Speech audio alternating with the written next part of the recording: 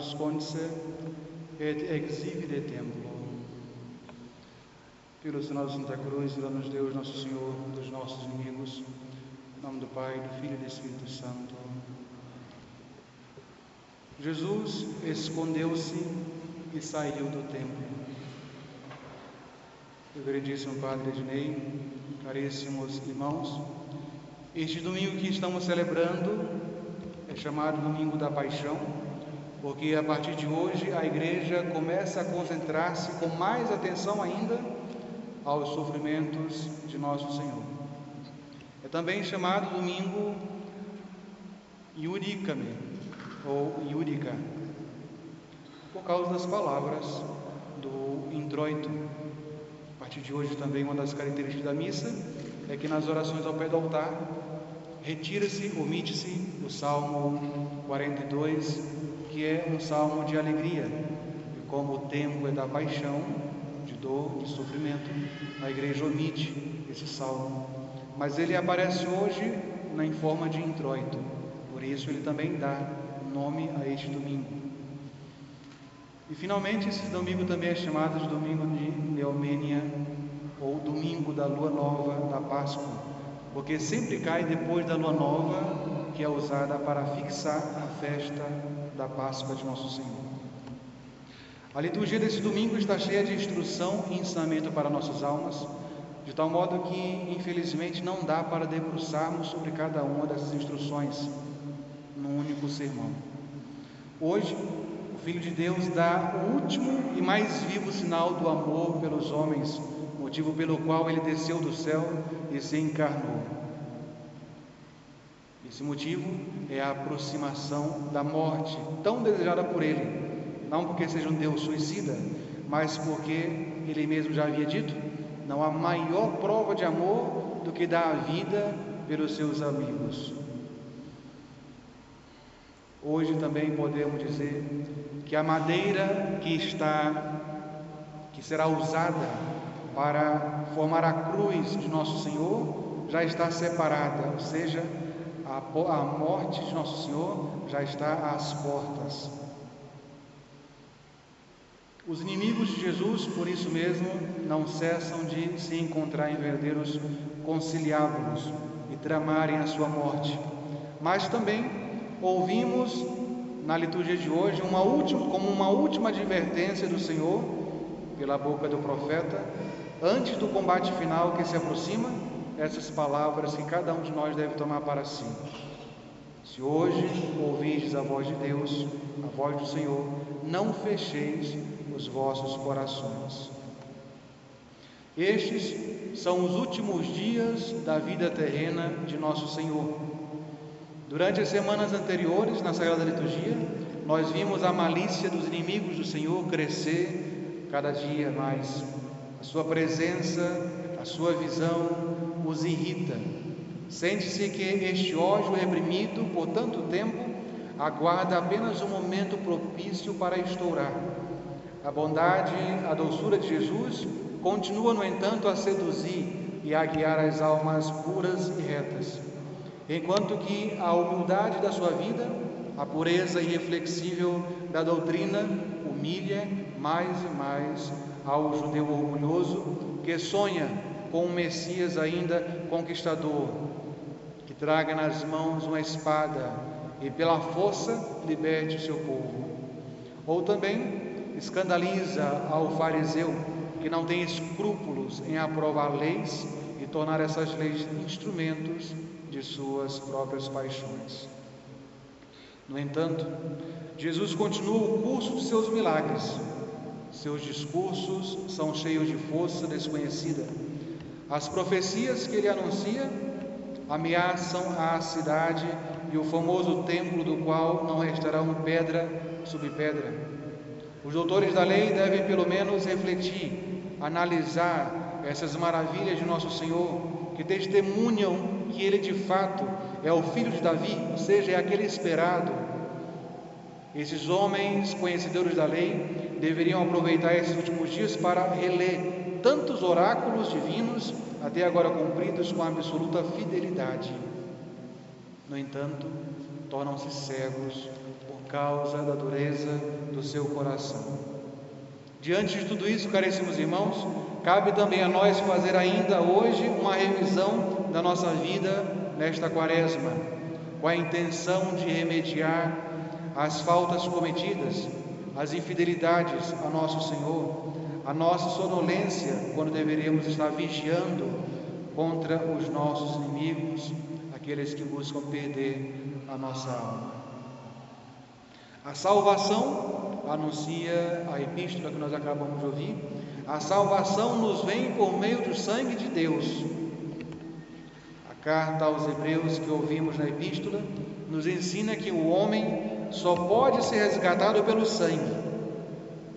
A indignada majestade divina só será aplacada pelo extermínio da criatura rebelde, cujo sangue derramado na terra com sua vida testemunhará a seu arrependimento e sua completa submissão àquele contra quem se rebelou.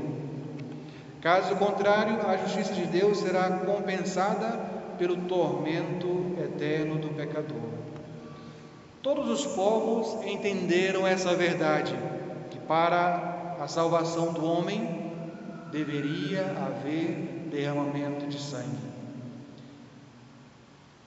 Desde Abel com seus cordeiros, até o sangue que fluía em torrentes nas carnificinas da Grécia e nas inumeráveis imolações com que Salomão inaugurou a dedicação do templo, tudo isso só queria dizer uma coisa: a salvação vem por meio do sangue. No entanto, o mesmo Deus que ordenou ao seu povo os sacrifícios sangrentos antigos, também declara que estes mesmos sacrifícios não são nada aos seus olhos. Parece, portanto, existir uma contradição. Como pode Deus mandar fazer uma coisa e depois declarar que de nada valem aos seus olhos? O fato é que Deus, no Antigo Testamento, ao ordenar os sacrifícios sangrentos, queria ensinar didaticamente o seu povo, queria começar a impregnar em suas almas a ideia que nós estamos repetindo: a salvação vem pelo meio do sangue. Mas não daquele sangue de animais, de touros, de bezerros, pois quando o homem entendeu que ele não pode ser resgatado senão pelo sangue, e que o sangue dos animais é inútil, assim como era o sangue dos antigos sacrifícios, e que os sacrifícios ordenados por Deus no Antigo Testamento não passavam de figuras do único e verdadeiro sacrifício, então o homem entendeu que o sangue, a salvação de fato vem pelo sangue, mas o sangue necessário não era nem de um nem de todos os animais juntos. O homem é impuro e manchado e é incapaz de compensar o ultraje feito a Deus. Portanto, é necessário o sangue de um Deus para resgatar o homem. E Jesus se ofereceu para dar o seu sangue por nosso amor. Nesse sangue será cumprido a maior figura da antiga lei. Como diz São Paulo na primeira leitura, uma vez por ano, o sumo sacerdote entrava no Santo dos Santos para rezar pelo povo, e ele ficava atrás do véu, de frente para a arca sagrada, e esse favor só lhe era concedido, ou seja, entrar e permanecer diante da arca da aliança, com a condição que ele entrasse levando sangue para aquele recinto sagrado. E carregando sangue em suas mãos, entrava e aspergia as paredes do tabernáculo, fazendo assim legalmente aquilo que Deus havia mandado ao povo antigo. Porém, caríssimos irmãos, tudo isso era figura. Hoje, já realizar essa figura, hoje é o Filho de Deus, o sumo sacerdote por excelência, que fará a sua entrada no céu, e iremos nós atrás dele. Mas para que nós sejamos apresentados a Deus no céu, na verdadeira arca da aliança, devemos ser apresentados com sangue, não com o nosso, porque é sangue de criminosos, mas com o sangue de nosso Senhor. aquele sangue divino derramado até a última gota aos pés da cruz. Abramos, portanto, nossos corações para que esse sangue possa purificar as nossas obras mortas, como o apóstolo acabou de nos dizer, e nos deixe servir a Deus vivo no futuro. No Evangelho de hoje, nós também percebemos como o ódio, a fúria dos judeus chegou ao seu limite. E Jesus, diz o filho do Evangelho, teve que fugir, teve que se ocultar. Esse ocultamento de Deus marca muito bem o início do tempo da paixão. Tradicionalmente, nas nossas igrejas, como aqui não é nossa igreja propriamente, mas nas nossas igrejas, nas nossas paróquias, cobrem-se todas as imagens sagradas, tal como o nosso altar está coberto o crucifixo, exatamente em consideração desse encobrimento, desse escondimento de nosso Senhor, o que também parece contraditório. Pois Jesus veio para salvar, e o Salvador tem que fugir, tem que se esconder, para preservar a sua vida até o momento em que Ele determinou entregá-la livremente. Em breve, os judeus irão matar nosso Senhor. Por obediência aos decretos divinos de seu Pai Celestial, por amor aos homens, Jesus se entregará nas mãos dos seus inimigos, e eles o matarão. Mas ele sairá vitorioso da sepultura, como contemplaremos neste mistério pascal. Subirá aos céus e se sentará à direita de seu Pai. Já os inimigos terão uma sorte muito contrária. Depois de satisfazer sua fúria, irão dormir sem remorso até o terrível dia em que está preparado para eles a sua condenação. É palpável que a reprovação destes homens que se tornaram inimigos de nosso Senhor será eterna na condenação. Devemos olhar para o Salvador, que fala severamente a eles, mas também a nós, com advertência: vós não ouvis a palavra de Deus, porque vós não sois de Deus. Não obstante, houve um tempo em que esse povo que matou Jesus, de fato, era de Deus, pois o Senhor dá toda a sua graça, e deu toda a sua graça a eles, mas com a sua cegueira, com a dureza dos seus corações, tornaram esta mesma graça estéril. De tal modo que o grande teólogo, o apóstolo São João, vai nos dizer todos os dias no final da missa: veio para o que era seu, mas os seus não receberam. Estes que não aceitaram nosso Senhor na sua vida terrena, tremem na escuridão e não verão mais a luz que um dia rejeitaram. Nas próprias palavras de Jesus, dizeis que sois de Deus, que Deus é vosso Pai, mas vós não o conheceis. Porque renegaram o Messias, por renegar o Messias, a sinagoga chegou a não conhecer o próprio Deus a quem antigamente ela honrava como soberano, cujo culto a deixou orgulhosa. E de fato, se a sinagoga conhecesse o Pai, não rejeitaria o Filho.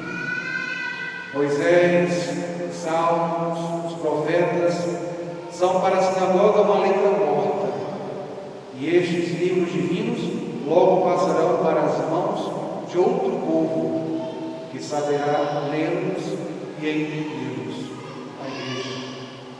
Por causa da dureza da linguagem de Jesus, já se pode adivinhar a ira do juiz que descerá no último dia para esmagar as cabeças dos pecadores contra a terra. Jerusalém não conheceu o tempo de sua visita. O Filho de Deus saiu ao seu encontro e ela tem a falta de vergonha de lhe dizer que ele está possuído pelo demônio.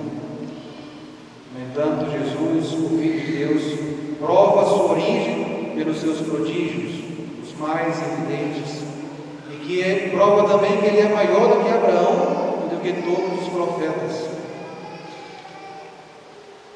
Essa estranha dureza de coração, essa cegueira dos judeus e dos inimigos de Jesus, vem justamente do orgulho fabricado no coração de cada um, que não quis aceitar a humildade em que se apresentou nosso Senhor.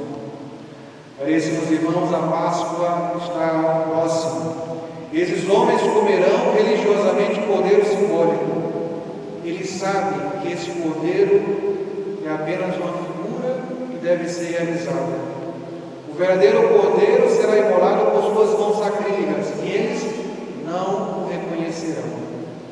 O sangue dos cordeiros que eles derramarão por eles, não os salvará.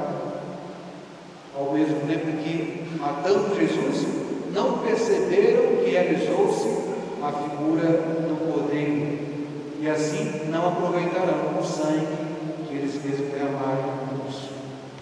O infortúnio dos inimigos de Jesus nos leva a pensar em tantos pecadores que ainda hoje estão endurecidos, tantas pessoas, mesmo entre nós, para quem a Páscoa deste ano será estéril, como tantas outras no passado.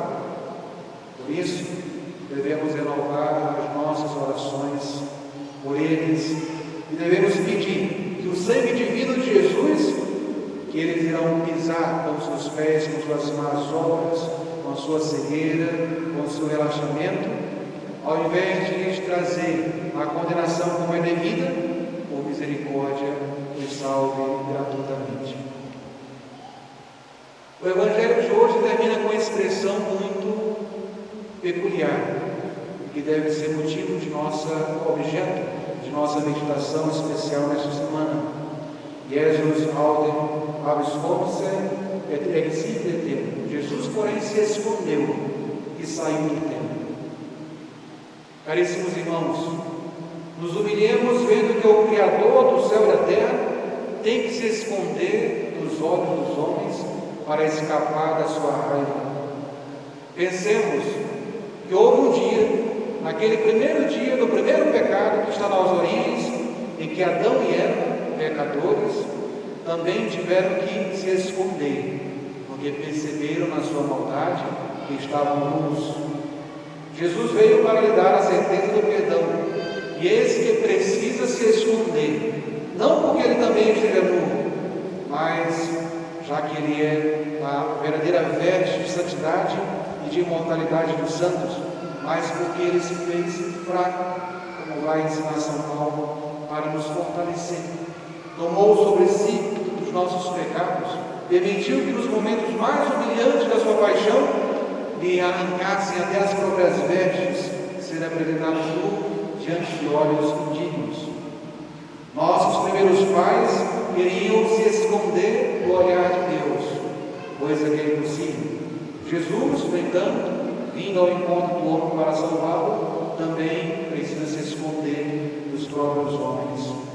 Mas nem sempre será assim. Chegará o dia, caríssimos irmãos, em que os pecadores, diante dos quais parece que Jesus hoje foge, se esconde, implorará as rochas e as montanhas que caiam sobre eles e os subtraiam do olhar divino, mas o seu pedido será renegado.